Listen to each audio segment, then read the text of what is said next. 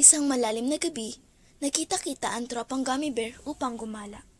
Ngunit hindi nila alam kung saan sila pupunta, kaya naligaw sila.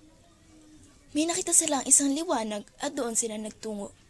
At biglang napunta sila sa isang lugar na hindi nila alam. May nakita silang isang bahay na puro candy at mayroong nakasulat na Candy World. Ang laki ng kanilang pagtataka na mapadpad sila sa isang lugar na hindi nila alam.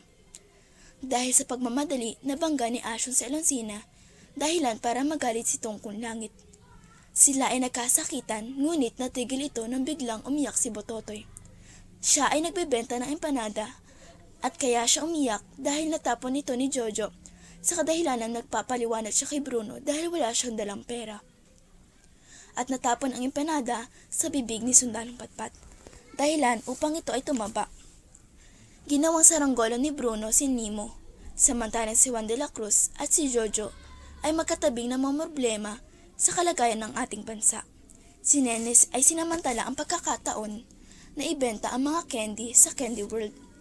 Bumili si Waling-Waling at si Maria Makiling kay Nene. Napansin ni Nene ang kagandahan ni Waling-Waling at ni Maria Makiling, kaya binentahan niya ito ng mga beauty products.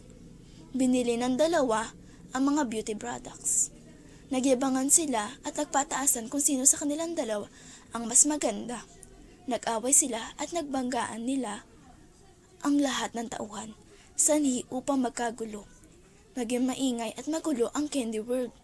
Dumating si King Candy at sinabing, "Kapag kayo ay hindi naayos at nagbati at patuloy pa ring magiging magulo sa Candy World, ipapatapon ko kayo sa kulungan at tuluyan na kayong mabubulok doon at hindi na makakalaya pa."